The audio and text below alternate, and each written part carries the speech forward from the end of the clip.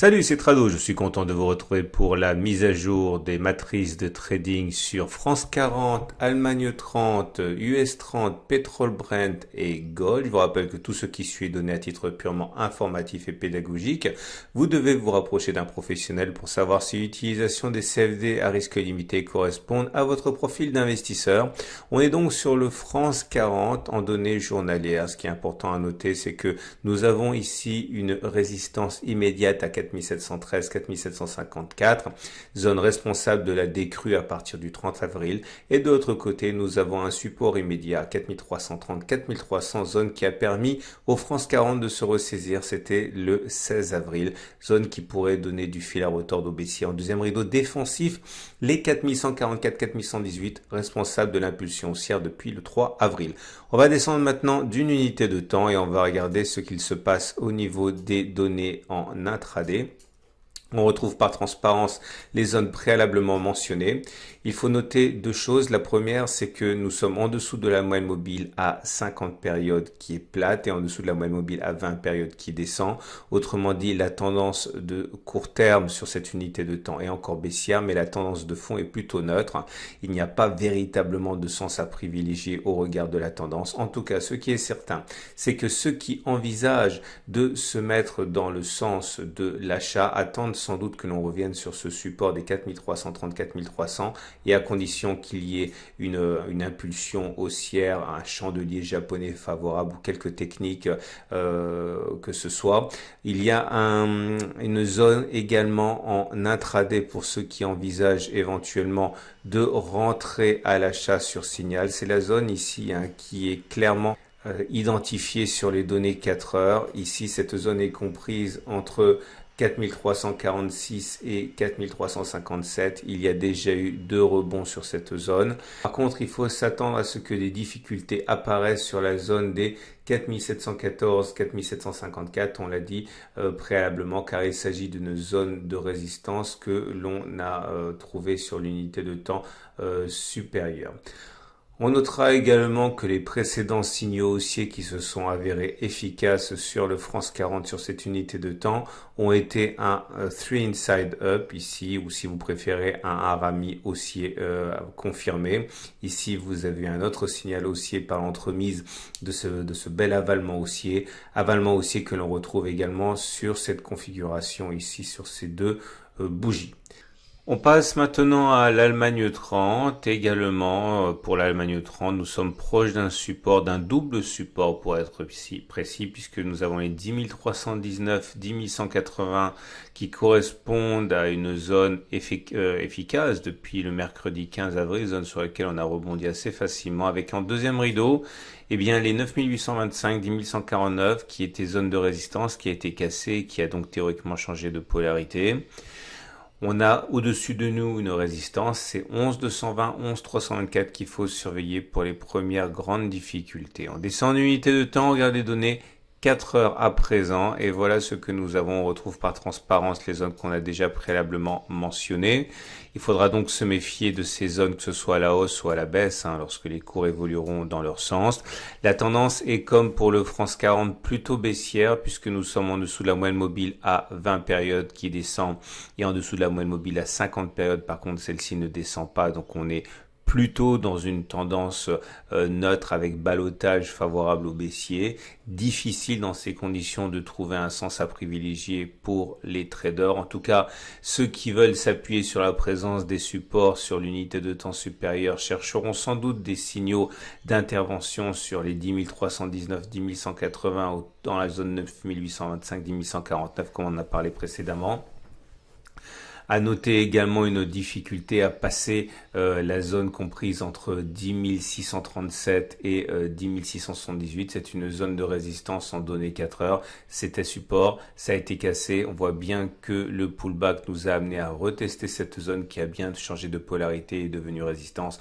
Grosse résistance par contre sur les 11 220, 11 324 puisqu'il existe sur les unités de temps supérieures. Alors les signaux qui ont bien fonctionné à l'achat la semaine dernière étaient ceux que l'on a retrouvés ici avec un avalement haussier bougie rouge avalé par un corps vert, un autre avalement haussier également qui s'est produit le 21 avril. On passe maintenant au Wall Street, l'équivalent CFD du Dow Jones 30. Les supports et les résistances sont assez faciles à identifier là aussi. Prochaine résistance de taille, les 24 894, 24 774 à l'origine de la baisse qui est survenue à partir du 30 avril. Et le support de référence est à 23 090, 22 949. Qui était là pour soutenir les cours. C'était le mercredi 22 avril en deuxième rideau défensif, les 22 691, 22 421 qui pourraient poser des problèmes au baissier puisque c'était une résistance qui a été cassée, qui a donc changé de support en devenant donc théoriquement potentiellement un support. On descend sur les unités 4 heures, on va retrouver les zones que l'on a décrites. La tendance là aussi est assez difficile à établir comme vous pouvez le voir. Nous sommes dans une situation où d'un côté les cours sont en dessous de la moyenne mobile à 20 périodes qui descend, donc la tendance de très court terme sur cette unité de temps est baissière, mais la moyenne mobile à 50 périodes est toujours ascendante, et même si on est en dessous, tant que cette moyenne mobile à 50 périodes restera ascendante, la tendance au regard de cette unité de temps et de cette moyenne mobile ne sera pas baissière. Ce qui est certain, c'est que, on l'a dit, ceux qui veulent néanmoins privilégier les signaux haussiers sur le Wall Street, eh bien, pourront acheter et chercher des signaux surtout sur les 22 950, 23 079 qu'on a déjà mentionné précédemment. Il existe une zone intermédiaire ici, comme vous pouvez le voir, qui est une zone de support que l'on voit sur cette unité de temps 4 heures, qui est comprise entre 23 268 et 23 347. Si des signaux aussi apparaissent sur cette zone, il y a fort à parier pour que des traders ayant un biais haussier tenteront d'intervenir. Et nous avons également la possibilité d'identifier une résistance intermédiaire sur cette unité de temps. Elle est là, cette résistance intermédiaire, elle correspond à cette zone de support passager qui a servi de zone de relance des cours. Elle a été cassée, donc elle a théoriquement changé de polarité, comme on le voit avec cette bougie qui est venue mourir sur cette résistance. Et cette résistance intermédiaire est comprise entre 24 000 globalement et 24 057, zone qui pourrait effectivement donner la puce à l'oreille aux traders qui ont un biais baissier sur le Wall Street.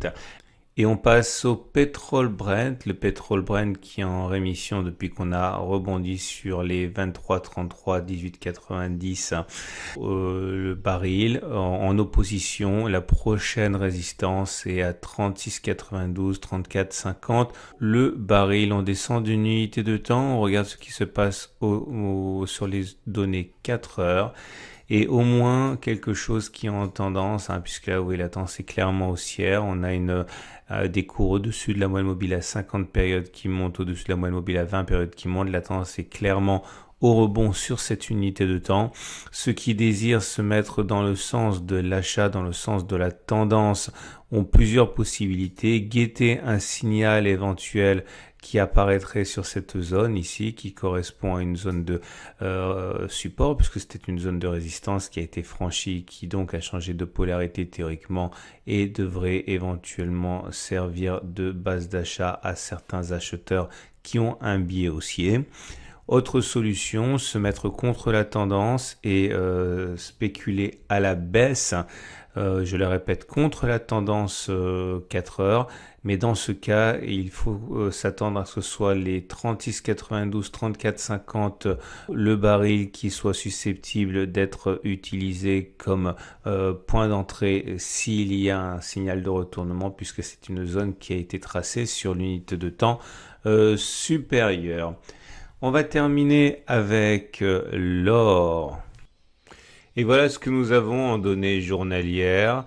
La prochaine résistance est facile à établir. Là aussi, 1730, 1747 dollars l'once devrait être difficile à passer, au moins théoriquement, puisque c'est une zone qui a déjà bloqué les cours à multiples reprises.